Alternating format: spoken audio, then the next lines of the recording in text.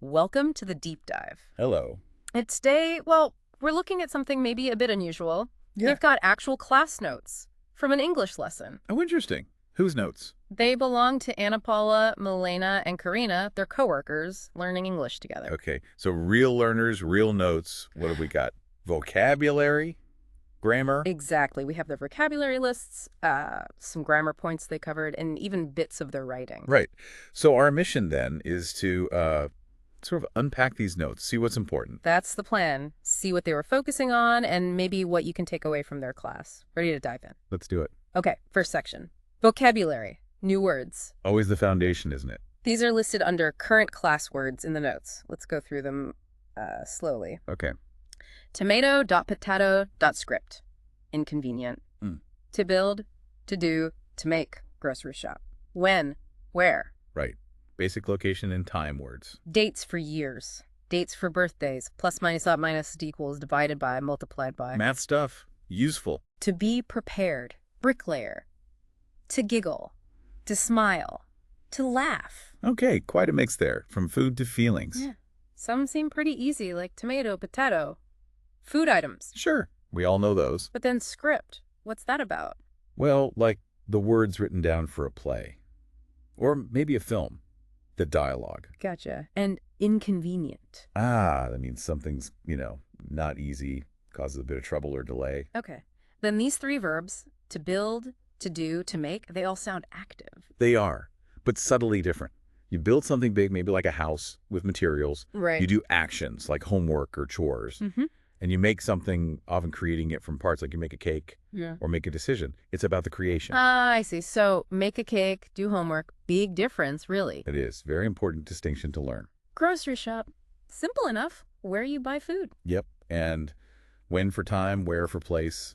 Essential question words. What about dates for years versus dates for birthdays? Well, dates for years is just the year, like 1983.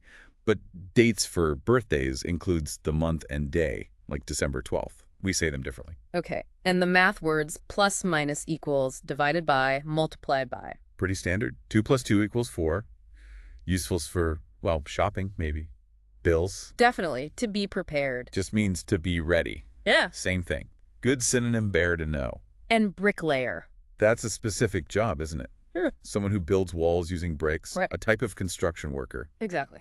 Focuses on the bricks. And then the last few are about feelings or maybe expressions. Giggle, smile, laugh. Yeah, different degrees of showing happiness, I suppose.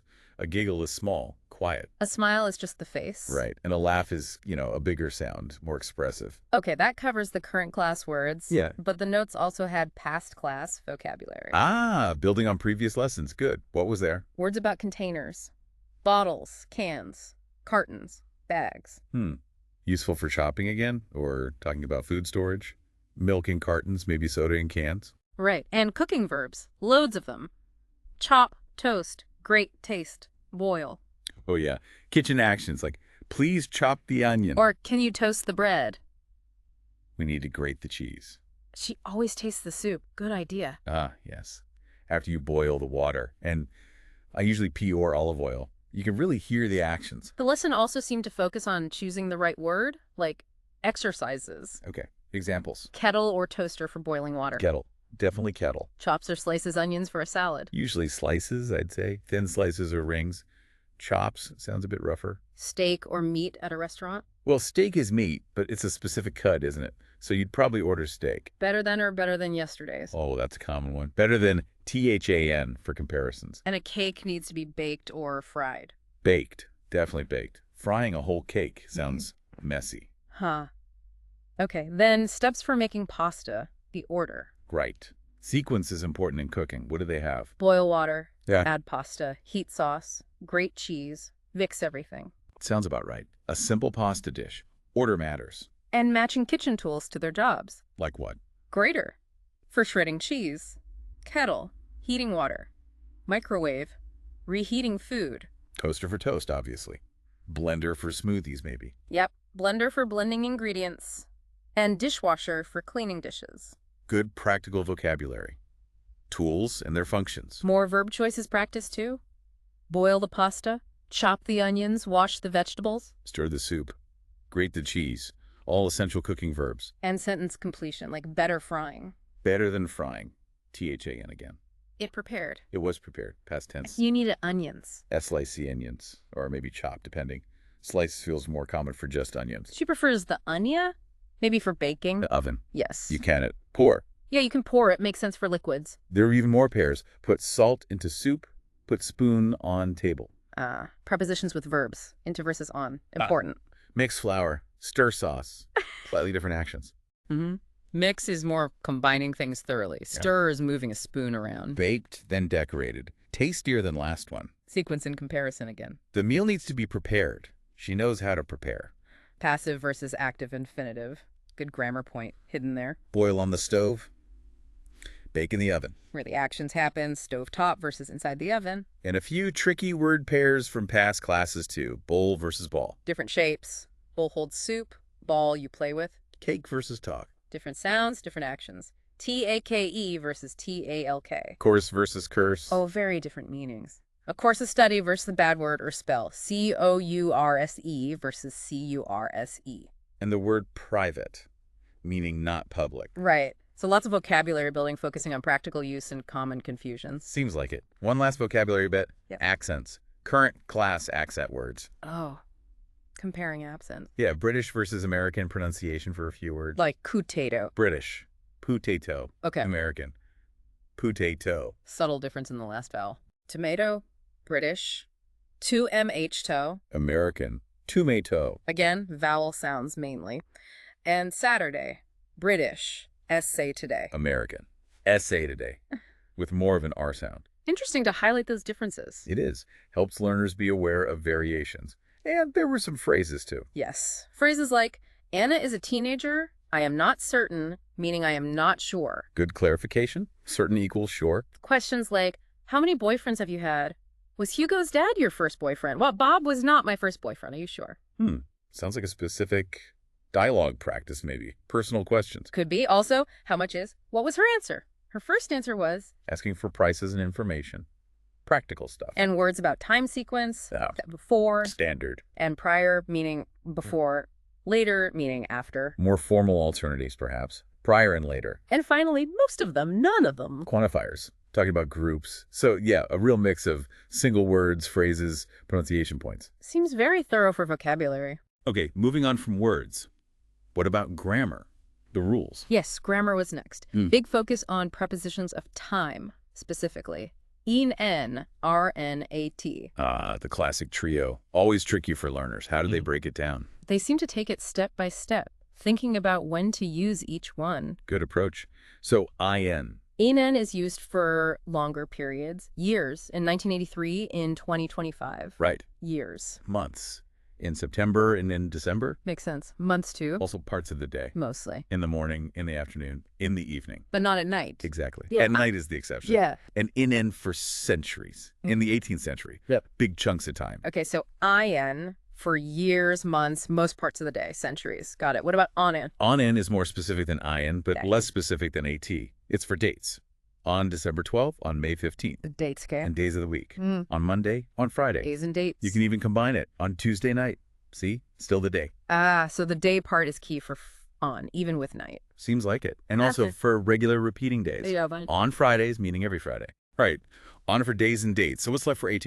AT is for the most specific times, clock times. At 3 o'clock, AT 8.45. Precise moments. Yes. Also specific points in the day or week like. At the weekend, Uh-huh. AT sunrise, AT sunset, AT noon, AT midnight. Very specific points. Okay, so AT for exact times and specific moments like midnight or the weekend. That seems to be the pattern. They also noted a comparison on time versus in the end. Oh, yeah? How so? On time means punctual, not late, like the train arrived on time. Right. But in the end means finally or eventually. The opposite of at the beginning, like in the end, we decided to stay home. So on time is about punctuality. In the end is about conclusion.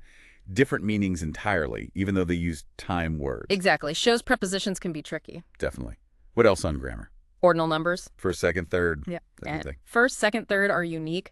Then after that, you usually just add fourth, fifth, sixth. Exactly. 11th, 12th, 13th. Then 20th, 30th, 40th, 100th, 1000th. stays pretty consistent with the T. But there are some spelling quirks, aren't there? There are. They highlighted them. 8 becomes 8th, you drop the T. Right. E-I-G-H-T-H. 9 becomes 9th, you drop the E. N-I-N-T-H. Okay. 12 becomes 12th. The V changes to F. T-W-E-L-F-T-H. That's a tricky one. And the 10s, like 20, 30, they change the Y to I before adding the 20th. T-W-E-N-T-I-E-T-H. Good to point those out. Spelling matters. They also showed how to say dates using those ordinal numbers. Combining numbers and months. How? Well, for 10th March 2009, you could say it the British way, the 10th of March 2009. Okay, the 10th of March. Or the American way, March the 10th, 2009. March the 10th. Slight difference in order and using of? Yeah, both are correct, just different styles. Good to know. And saying years. Cover that too. 1900 is 1900. Simple enough. 1904 can be 1904, or more informally maybe, 1904. Using O for the 0. Common. 1999 is 1999. Just say the two pairs of numbers. Right. That's the usual way for the later 20th century. And years after 2000, like 2005, are usually 2005. Okay. Clear rules for years. What else? Fractions. Just a quick mention, like a quarter is 1/4 or sometimes 1/4. Quarter is common. Yeah. And or is 2/3. Adding the or did sound again. Talking about parts of a whole. Useful. Then they moved into verb tenses, starting with the simple past of to be. Was and were. Exactly. I was, you were, he, she, it was, we were, they were. Just the basic past forms. Essential. Can't talk about the past without them. And then... Past continuous. The ing form in the past. What did they say about it? Described it as an action happening over a period of time in the past. The structure, subject plus was or were, plus the main verb with ing. Okay. Subject plus was where plus verbing. Simple formula. Examples. Sure. I was studying when the phone rang. Okay. Studying was in progress. Phone interrupted. Classic use case. She was running when it started to rain. Same idea. Running was happening. Rain started. They were playing football all afternoon. That shows duration. The action continued for a period. Right. So the notes summarize the uses. Action at a specific past time. Like, at 8 o'clock last night, I was watching TV. Exactly. Or an action in progress when another shorter action happened. The when examples. He was eating dinner when the doorbell rang. Yep. And also for two actions happening at the same time in the past. Using while. Like, Yep. While I was reading, she was writing. That's the one. Two parallel ongoing actions. Seems like a good overview of the past continuous. Do they have more examples from the students, maybe? They did, linked to names. Anna Paula was skating when it started to snow. Okay. We were doing exercises when the coach arrived. He was improving his skills all day long. Duration again. Nguyen wrote, I was swimming when I noticed the fish. Interruption. They were organizing a volleyball game when the rain started. She was playing football during the break. All good examples. You see the was where and the verbing clearly. Reinforces the pattern. Yeah, seemed like a solid grammar session covering time prepositions, numbers, and those two past tenses. Okay, so vocabulary and grammar covered. What about the writing part? Right. There were two writing activities mentioned in the notes. What were they asked to do? The first one was titled, Who Are You When No One's Watching? Ooh, interesting prompt. Yeah. Kind of personal. Yeah. The idea was to describe your personality, your habits, likes, dislikes, you know, the little things that make you you, especially when you're alone or relaxed. That's quite revealing. What did the notes say about the students' work? Well, it mentions Nguyen, Anna Paula, Karina, and Elena all submitted first drafts. Okay. But we don't actually see what they wrote. Then it says they got teacher corrections and there were second drafts. Also not included. Nope. And then space for final versions. The teacher apparently gave something called enhancement insights. Enhancement insights. Sounds a bit formal. But we don't know what those insights were either. No idea. So we have the task, but not the actual writing or feedback. Well, we can imagine what they might have written based on the prompt. True. Like for Anna Paula, maybe she admitted she, I don't know, practices dance moves in front of the mirror when alone. Could be. Or maybe she hates really loud restaurants. Oh, sure. Prefers quiet evenings. Or always reads a few pages of a book before sleeping, no matter how tired she is. Little habits like that. Right. For Milena. Yeah. Maybe she collects something unexpected, like vintage postcards. Or perhaps she finds real joy in cooking complicated meals just for herself sometimes. Yeah. Or she might dislike being rushed. Always likes to arrive 10 minutes early for everything. Her own little rules. And Karina, what could her secret self be? Maybe she talks to her houseplants, gives them names. Huh, possibly. Or really enjoys walking super early in the morning before the city wakes up. Or maybe she secretly dislikes big parties, even if she seems outgoing. Just speculating, of course. Of course, but it's a task designed to get them using descriptive language about themselves. Definitely. What was the second writing task? That one was, what were you doing during the pandemic? Ah, a very relevant topic for recent times. A short essay. Yes, about daily life during that period, any new things they started doing, time with family or friends or lack thereof, and maybe what they learned or how it changed them. Another personal reflection piece. And again, just drafts mentioned. Just Nguyen and Ana Paula listed for this one. First drafts, then space for final versions after feedback. No actual text shown. Okay. So again, we can only guess. What might Ana Paula have written about? Maybe she focused on working from home, the challenges and maybe unexpected benefits. Or perhaps she started a new hobby, like baking bread, like so many people did. Could be. Or maybe she wrote about connecting more with family through video calls, even if they were far away, learning patience, perhaps. And Nguyen? Maybe he took some online courses, tried to learn a new skill, like a language or coding. Or maybe he wrote about the simple things, like watching movie marathons with roommates to pass the time.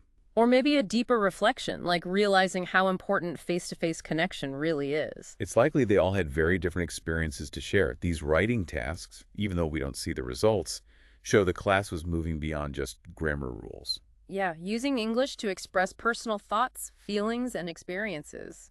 That's a big step. It really is. It shows the why behind learning the vocabulary and grammar, to communicate who you are and what you've lived through. So that brings us through the notes. We've taken a pretty deep dive, I think. We have, into these specific class notes from Ana Paula, Melina, and Karina. We looked at the vocabulary, current words, past words, cooking terms, tricky pairs, even a bit on accent differences. Then the grammar focusing on those key prepositions, in, on-in, at for time, ordinal numbers, and the simple past versus past continuous. And finally, the writing prompts, which aimed at personal expression, who are you when no one's watching, and the pandemic experience. It gives a fascinating snapshot of an English class in action, doesn't it? Seeing how they're building the language piece by piece, step by step. It does. And maybe for you listening, it's interesting to think about what stood out. Yeah, maybe it was the way they broke down prepositions, or the difference between do and make, or perhaps the idea of writing about your secret self. It might even make you look at your own notes differently. If you're learning something new, what are the key things hiding in there? What's the story your notes tell? That's a great point. Sometimes just reviewing your own learning process can spark new insights. What connections can you make? Worth thinking about. Definitely. Well, that's all the time we have for this deep dive. Until next time. Keep exploring. Keep learning.